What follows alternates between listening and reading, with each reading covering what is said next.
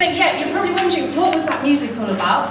One of the things we wanted to do this year for the conference is to have a bit of a song to introduce everyone coming on. And so I chose that particular song, which is All Together Now, because that for me is what this conference is all about. It's bringing you all together, whether you are a patient, family member, supporter, medical professional, researcher, bringing you all together for this weekend to share your various experiences.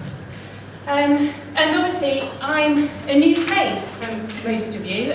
Roger says I've been here 10 months and it's absolutely flown by. And I thought that probably some of you want to know a little bit about me, my background and that sort of thing.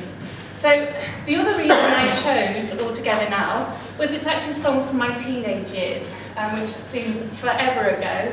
And at that time, I started to notice people close to me were being diagnosed with what I thought was a new condition, which was cancer.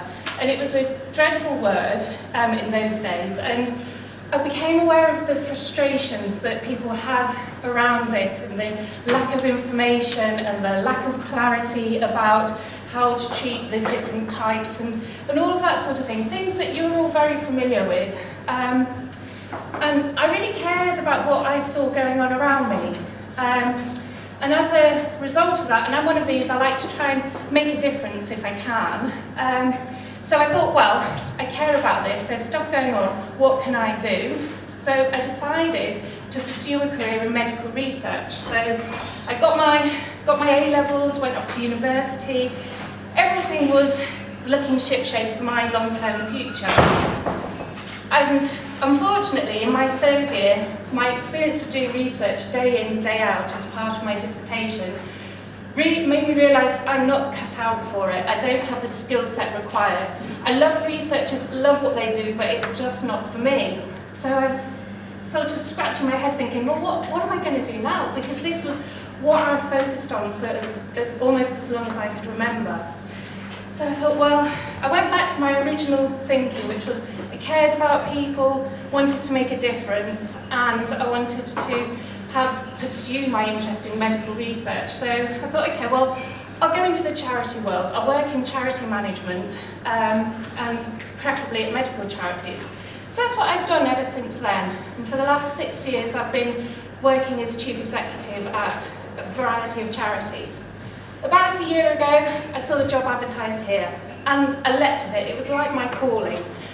The reason being is that it brings me closer to research, which is one of my passions, but also it was about bone cancer, because one of the people in my teenage years that formed my original ambition, she had bone cancer. So for me, I feel like I've come a full circle, and I feel like I'm making a difference for her. Yeah, I'm not carrying out the research anymore. I never was, but that's kind of what it's about for me, and it's a true privilege to be here with all of you and to be making a difference. So anyway, that's enough about me, but just a slight outline for you.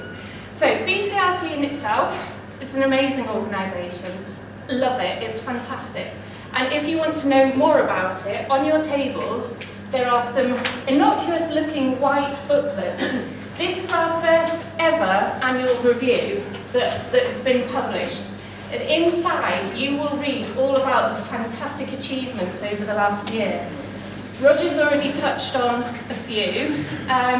For me, one of the really exciting things was the research fellowships, because that is investing in researchers at an early point in their career. And I'm openly hoping we've got them for life then. By investing in them at this stage, then it will generate their interest and grow more bone cancer research.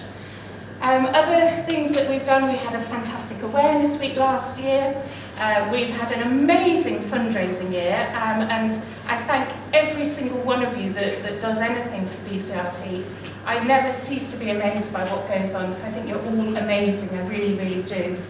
And so, anyway, you can read more about it in the annual review. I actually wanted to talk more about Awareness Week this year, which is the second week of October, the 5th to the 12th of October. And what we want to focus on this year is early diagnosis. And obviously, the sooner you get diagnosed with bone cancer, the sooner you can get onto treatment, and hopefully the better your outcomes will be.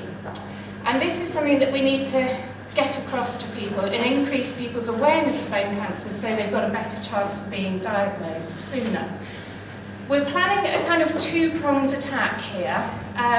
One way that we want to achieve this is by working with GPs and medical professionals so that they are more aware of symptoms and so that that will then make them more able to diagnose.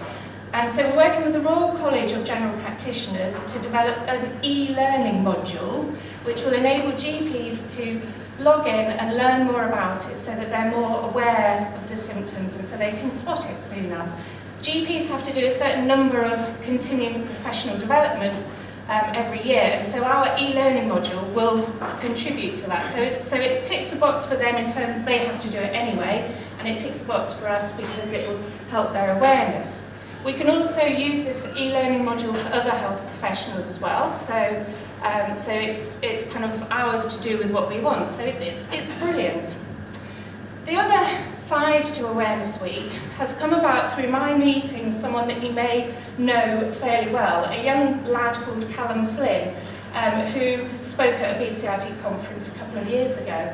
Now, he was diagnosed with osteosarcoma of the knee and he's had a knee replacement, but it took him 18 months to reach that diagnosis and to start treatment and to start his journey. He very much feels that if he, as a young person, had been aware of bone cancer as a possibility, it could have changed things for him a little bit and sped up the diagnosis. So I met with him earlier this year, and also his MP, and we were talking about it.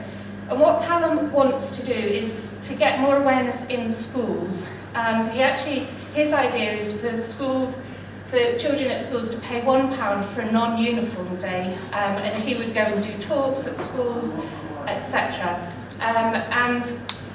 And so that's his idea, and I was thinking, well, that's a great idea, and Callum's MP was thinking that's a great idea as well. We were thinking, why don't we roll it out amongst lots of schools, not just his school? And so that's what we're actually planning on doing. Callum's MP will hook up with MPs from the other schools that participate, and if we get enough people involved, we'll be able to hold a parliamentary reception. So I'm thinking quite big about this. I don't know how many schools we've got links with in this room, but if you think that your school or you've got a link would like to participate, let me know. And it doesn't have to be a non-uniform day, by the way. It could be one of our Bake It for Bone Cancer type days. It could be whatever the school wants, but the main thing is we want awareness in schools. And that's probably about all I wanted to say actually today. Just a couple of things that Roger's already touched on, which is about feedback. We want your views. I want to know what you want from me and what you want from BCRT. I can't know that unless you tell me. Make the most of the graffiti wall. Let me know. Talk to us. Callum spoke to me, and as a result, that's the basis of Awareness Week. So my message to you, we're all together now. Let's make the most of it.